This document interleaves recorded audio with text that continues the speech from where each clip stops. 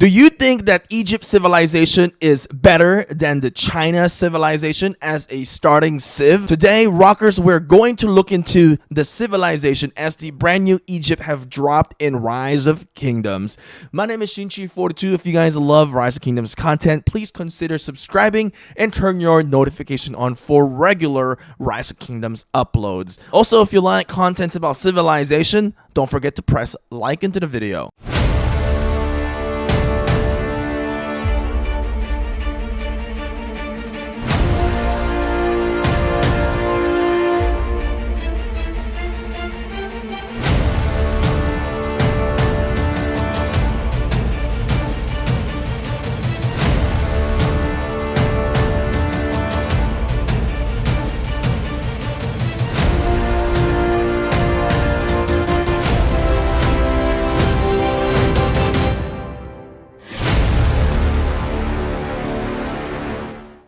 Oh god, he has brought in some tanks. But does our MG, can it handle this tank? Our MG is penetrating this tank. Oh my goodness. Alright, we're gonna go get the priest in here. He's going to give this hound of blessing, a missile of blessing. There we go. It's been destroyed. I got a bazooka. Oh no, my machine gunners, they're dying. I gotta take them out. I gotta get them out of here. It's not looking good for me. Taking him out. Mortar just got a veterancy. My priest is doing good. All right, we gotta make sure that we're going to stand our ground in here, guys.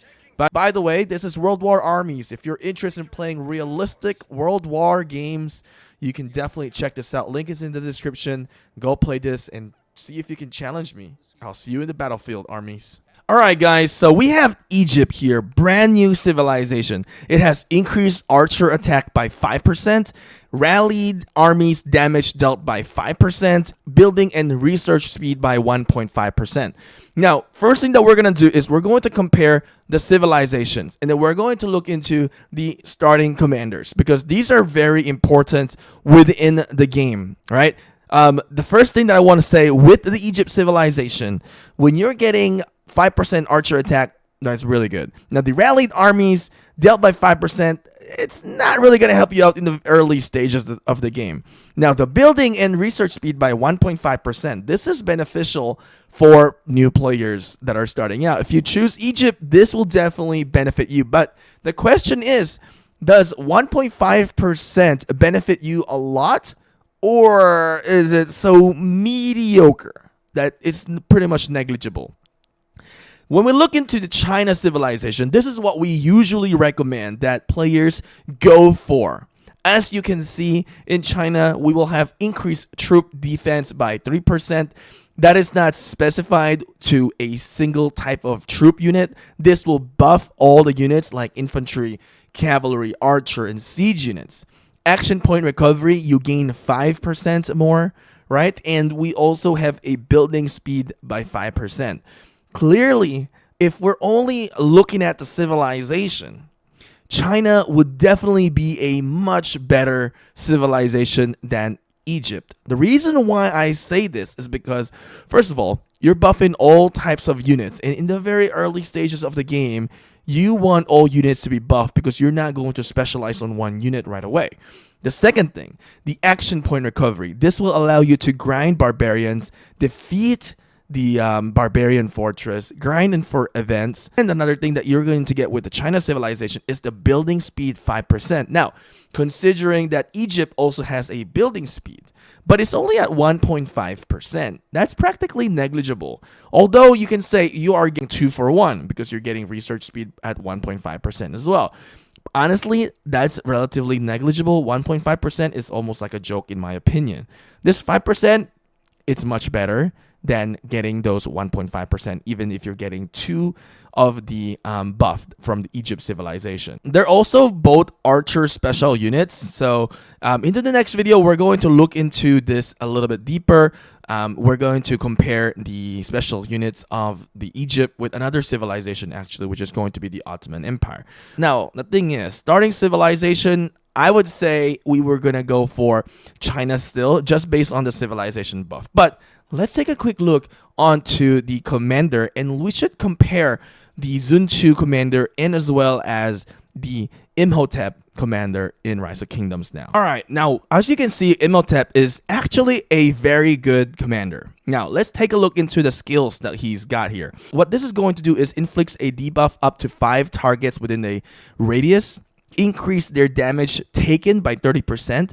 This is such a good support commander, especially in the early game. When Imhotep is a secondary commander, the target also gains 50 less rage per second. This is so good. Almost like a legendary skill in my opinion. The second skill in here, Archer led by this commander gain 15% Archer attack and Archer defense bonus. Health bonus, if you are garrisoning a city, you're going to get a 7% while you have Imhotep. Now, this last skill that he's got, when this commander troops are attacked, there is a 10% chance of inflicting a debuff onto the target for 3 seconds, reducing the skill damage dealt by 15%. The trigger is once every 5 seconds. Now, the debuff that you're gonna, cast here is skill damage reduction. All right, so when we look into Imhotep, this is really a supporting commander rather than Sun Tzu, because Sun Tzu is a DPS commander. So if you are wanting a role that you're just going to be the support commander in the very early stages of the game, then definitely Imhotep is no doubt the commander that you should choose in the early stage. Then you can choose Egypt and have your starting commander, and then maybe you can then make your switch at level 10 of City Hall, because you'll be able to get a civilization changer in that level. Now let's take a look at Zuntsu. Zuntsu is going to deal direct damage up to 5 targets in a fan-shaped area, damage factor of 800. Deals additional damage to the target on the next turn, another 200 damage factor, and then Zuntsu will gain 50 rage for each target hit by the skill. We also have a damage reduction for garrison troops, 7%, and infantry health bonus at 10%, and damage taken reduced by 10%, and then skill damage bonus at 20%.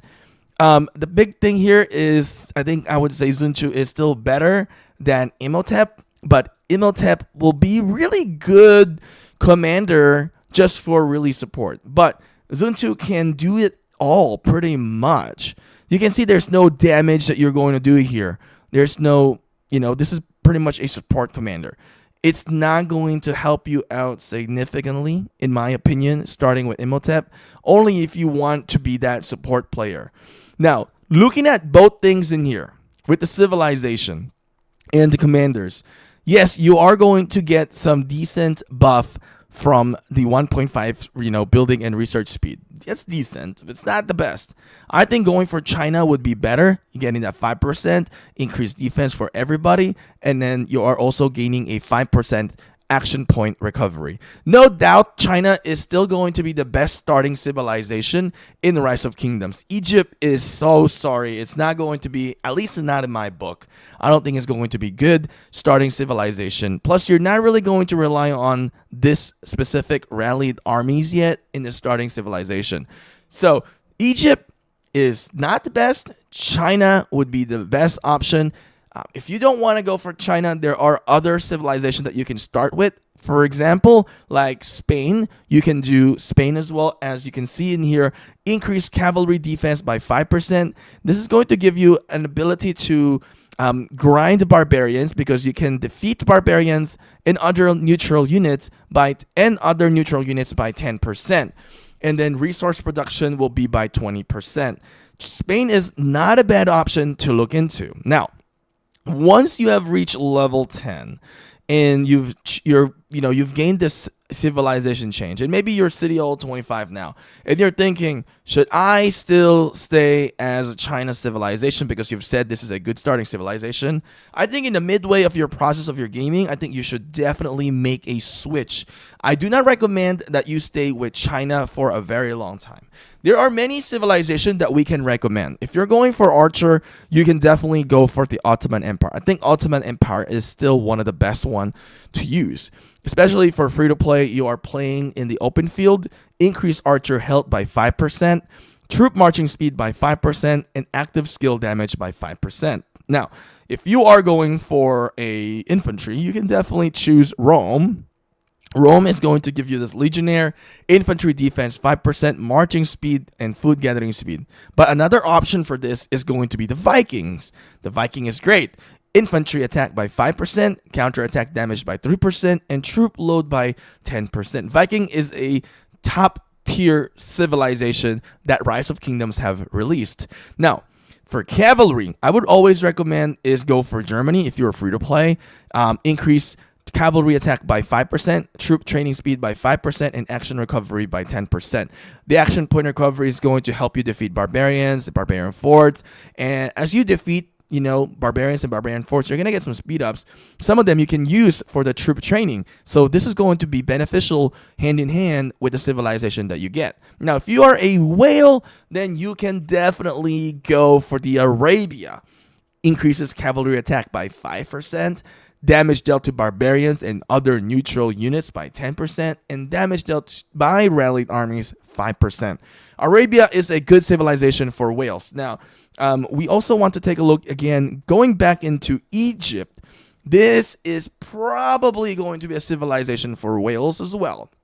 So if you are a free-to-play player, you might not want to go for the Egypt unless you really want the layout of the city or the design of the city. Then you can definitely go for Egypt. But honestly, the best suggestion that I can give everyone in here today in this video is that China is the best starting civilization, not Egypt. Egypt is just not the right one to start with, just because the civilization buff, and really the starting commander, Sun Tzu, is just too OP compared to many of the epic commanders. And what's great about Sun Tzu is you can pair Sun Tzu up with any type of commander. It will work relatively decent because of his ability. The best thing to pair Sun Tzu up with is someone who is a caster, somebody who is going to cast active skill damage that is going to be paired with Sun Tzu will greatly benefit because of this skill damage bonus, 20% at a passive skill. Now, with that being said, definitely go for China as a starting civilization. Egypt is not even up to par to China when it comes to starting civilization in Rise of Kingdoms. If you guys like this content, please do not hesitate to subscribe. It's absolutely free. And of course, press that like on your way out, and I'll see you guys again next time.